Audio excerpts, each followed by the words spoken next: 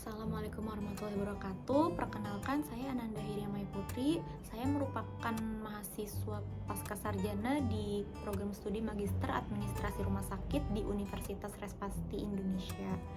Pada kesempatan kali ini, saya akan menyampaikan terkait mengenai rumah sakit dan pelayanan di rumah sakit, salah satunya pelayanan di geriatri. Nah, yang pertama, saya akan menjelaskan terlebih dahulu mengenai rumah sakit. Nah, rumah sakit adalah institusi pelayanan kesehatan yang melayani pelayanan kesehatan perorangan secara paripurna. Nah, di rumah sakit ini terdapat beberapa fasilitas, misalkan ada pelayanan gawat darurat, pelayanan rawat inap, dan juga pelayanan rawat jalan. Nah, kita harus mengetahui terlebih dahulu nih tugas pokok, fungsi, dan juga manajemen rumah sakit itu bagaimana sih. Nah, untuk tugas pokok rumah sakit yang pasti dia akan menyelenggarakan upaya pelayanan dari medik itu sendiri. Selain dari pelayanan medik, rumah sakit juga bertanggung jawab menyelenggarakan upaya pelayanan non-medik. Nah, pada rumah sakit juga kan dia terdiri dari beberapa tipe, ada tipe A, tipe B, tipe C. Jadi di rumah sakit juga menyelenggarakan upaya dari pelayanan rujukan apabila rumah sakit yang tempat pasien itu ingin dirawat tidak memiliki fasilitas yang lengkap seperti di rumah sakit tipe lainnya. Nah, selain dari tugas pokok rumah sakit, kita juga harus mengetahui nih fungsi rumah sakit apa saja. Nah, fungsi rumah sakit yang pertama pastinya menyelenggarakan pelayanan medik. Nah, selain pelayanan medik, karena di rumah sakit itu tidak hanya ada tenaga medis dokter, yang pasti kita juga harus mengetahui kita tuh di rumah sakit akan membutuhkan bantuan dari tenaga medis yang lain juga, misalkan perawat, apoteker, kemudian ahli gizi, staf administrasi rumah sakit, cleaning service, dan lain sebagainya. Jadi pada rumah sakit juga terdapat adanya pelayanan dan juga untuk asuhan keperawatan. Nah, rumah sakit juga bertugas untuk menyelenggarakan dari penelitian, kemudian pelatihan, dan lain sebagainya agar menjadi rumah sakit yang terpadu dan berjalan dengan baik. Nah, selanjutnya setelah kita mengetahui tugas dan juga fungsinya, kita juga harus mengetahui nih bagaimana manajemen rumah sakit yang baik. Nah, manajemen rumah sakit yang baik yang pasti pada rumah sakit itu harus terdapat adanya rumah sakit yang memiliki izin bangunan, kemudian juga harus memiliki sumber daya manusia yang handal, sarana prasarana yang nyaman dan memadai, kemudian juga terdapat fasilitas seperti pelengkap lainnya seperti air, listrik, dan lain sebagainya. Nah, kemudian bagaimana sih agar rumah sakit kita itu menjadi rumah sakit yang baik? Yang pasti dari tenaga kesehatan itu sendiri harus mengupayakan terjadinya minimal error. Jadi medical errornya itu terminimalisir dengan banyaknya pasien yang terselamatkan. Kemudian juga tenaga medisnya harus good communication, good attitude, dan juga good kolaboratif. Jadi di sini pada rumah sakit tidak hanya ada peran dokter, tetapi peran dari tenaga kesehatan lainnya. Selain itu, agar terselenggaranya rumah sakit yang baik, juga harus mengutamakan dari kepuasan pasien. Nah, rumah sakit juga harus selalu terakreditasi dan juga secara pelayanan maupun administrasi berjalan efektif dan efisien. Nah, satu poin penting dari manajemen rumah sakit adalah rumah sakit harus padat modal, pakar, teknologi, dan masalah untuk mendukung tercapainya visi dan misi dari rumah sakit itu sendiri, karena kita tidak tahu ke depannya apa saja masalah ataupun tantangan yang harus kita hadapi. Nah, selain itu saya akan menyampaikan mengenai pelayanan di rumah sakit, salah satunya adalah pelayanan geriatri. Nah, geriatri sendiri adalah manusia atau orang dengan usia lebih dari 60 tahun dengan adanya multipatologi.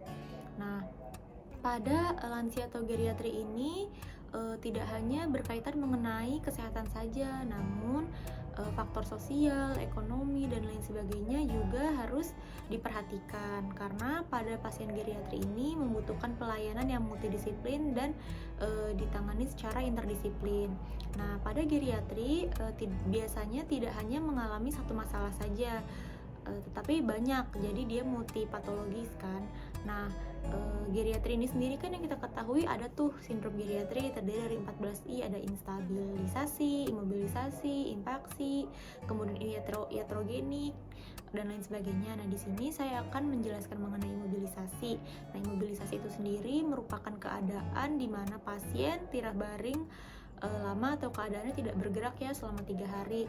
Nah, pada pasien-pasien ini tentunya tidak hanya yang berperan tenaga medis seperti dokter saja, namun perawat, ahli gizi, kemudian dokter spesialis rehab medik, kemudian peran dari keluarga juga berperan besar. Jadi di sini kita menerapkan sistem dari good collaboration.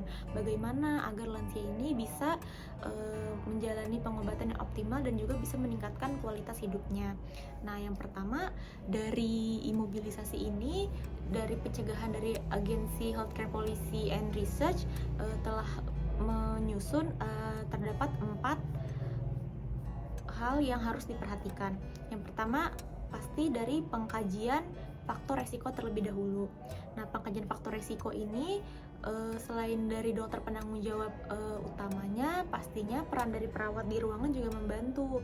Nah, kemudian juga terdapat adanya perawatan kulit dan terapi awal, karena kan pada pasien yang mengalami mobilisasi dia akan bisa berkembang dan komplikasi menjadi ulkus dekubitus, dan itu hal yang tidak kita inginkan kan. Jadi kita harus juga mengetahui tanda awalnya, misalkan kita perhatikan dari kulit pasiennya seperti itu. Kemudian kita juga harus melakukan pencegahan karena adanya tekanan, gesekan dan juga regangan, karena pasiennya itu kan tidak bisa bergerak. Jadi sebisa mungkin solusi dari kita, misalkan pasiennya itu digerakkan setiap 30 menit ke kanan, kemudian miring kiri. Jadi pasien tidak hanya posisinya itu sama setiap harinya gitu. Jadi harus ada gerakan seminimal mungkin walaupun pasien sulit bergerak. Nah, kemudian kita juga harus edukasi dan pendekatan multidisiplin. Di sini juga peran keluarga berperan besar. Semangat maupun dukungan dari keluarga berperan besar untuk kesembuhan pasien, dan juga motivasi dari pasien sendiri untuk sembuh itu lebih meningkatkan kepercayaan diri pasien dan juga mendukung pengobatan secara optimal. Nah, sebenarnya bagaimana sih pengelolaannya? Nah, selain dari pendekatan sistemik dan farmakologi, juga terdapat adanya tadi peran dari misalkan ahli gizi. Nah, misalkan faktor nutrisi sama hidrasi itu dia secara khusus itu bisa diperhatikan dan ditangani dengan baik. Misalkan nutrisi yang adekuatnya disesuaikan dengan kebutuhan pasien agar mencegah malnutrisi.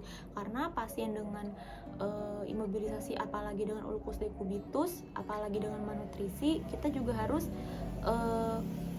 mengetahui mineral, vitamin apa saja yang dibutuhkan dan juga kebutuhan proteinnya, karena kebutuhan proteinnya berbeda. Apalagi pada pasien ulkus dekubitus kan biasanya terdapat luka terbuka ya, jadi protein itu juga harus diperhatikan seperti itu. Intinya pada penyampaian saya kali ini, saya ingin menginformasikan atau memberi masukan bahwa sebenarnya tenaga medis itu tidak bisa bekerja sendirian, tapi juga butuh peran dan dukungan dari staf-staf lainnya, staf administrasi, kemudian staf seperti yang untuk pembuangan air limbah kesehatan, staf K3, kemudian cleaning service itu juga berperan besar untuk meningkatkan pelayanan rumah sakit dan juga untuk mendukung kebutuhan pasien. Sekian yang dapat saya sampaikan. Terima kasih. Wassalamualaikum warahmatullahi wabarakatuh.